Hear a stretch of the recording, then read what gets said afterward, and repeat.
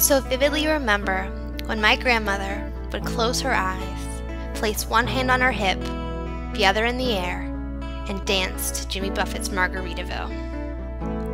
She would pull all the grandkids into the living room and dance with us, holding on so tightly and singing into our ears. Even though you could feel her old bones beneath her skin, she would move in ways you would think impossible.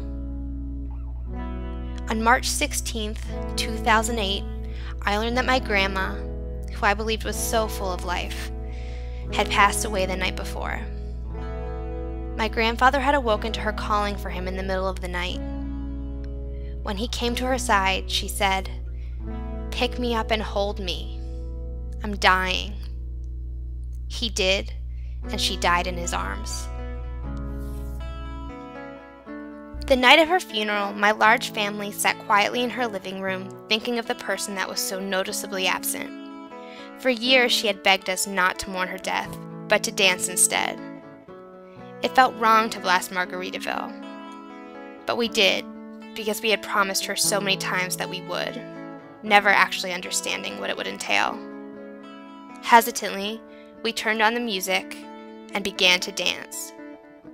And we danced for hours. We closed our eyes as she had taught us to so many times before.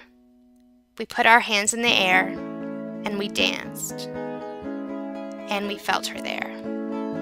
While my grandma was alive and worrying that she was a bad influence, she failed to see that it was not partying, as she called it, that she promoted. My grandma showed me how to embrace the moments and the feelings that we too often let pass by. She showed me that no matter how hard things can get, there is never an excuse not to close my eyes so that I can see what is most important and dance.